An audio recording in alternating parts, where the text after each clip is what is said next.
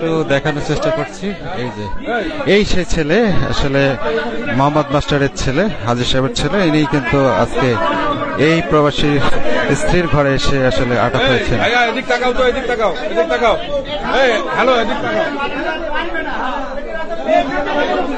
কি ঘটনা হয়েছিল? কি ঘটনা?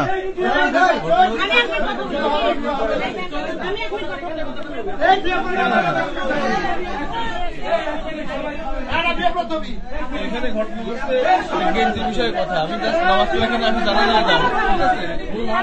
এখানে আসার পরে আপনি রাত্রে কেন আসছেন এখানে?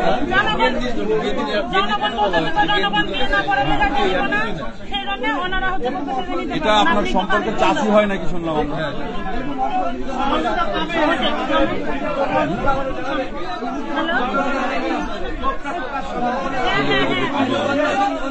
নাই ভাই,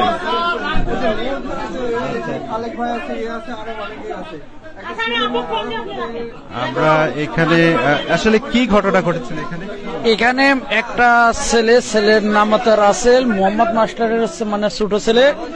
ইনি হচ্ছে আইসে তার পাশের বাড়িতে মানে তার সম্পর্কে তার চাচি হয়। চাচির সাথে বিগত 8 বছর ধরে তার মানে সম্পর্ক, প্রেমের সম্পর্ক। সেই মেয়েটার স্বামী থাকে হচ্ছে বিদেশে।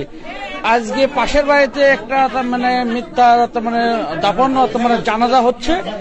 সেই সুযোগে রাসেল এখানে আইসে সেই মেয়েটার সঙ্গে দেখা করতে আসার পরবর্তীতে এখানকার জানাজার লোকজন মানে বুঝতে পেরে তাকে হাতে নাতে রাসেলকে বা এই মেয়েকে মানে এখানে ধরে আটকে মানে রাখে। সব আপনারা কি চান? আমরা চাচ্ছি মানে বিয়ে।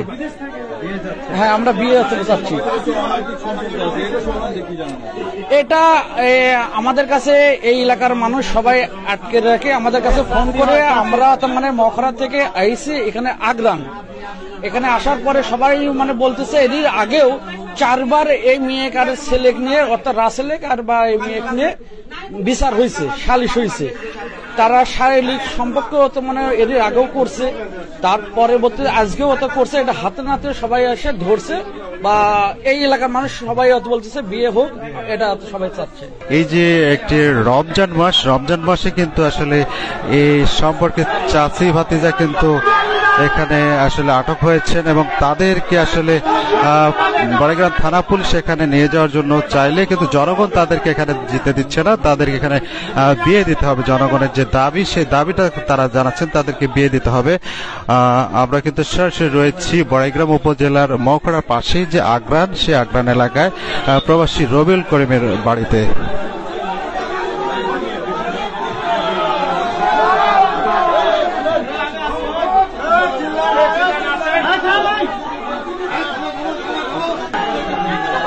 আসলে এই যে ভাতিজা কিন্তু বিবাহিত, তার স্ত্রী কিন্তু আজকে এখানে এসে উপস্থিত হয়েছেন। এই যে দেখানোর চেষ্টা করছি।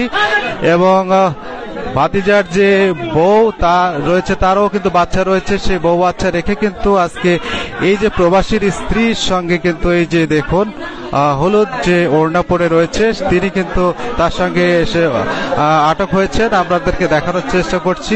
আসলে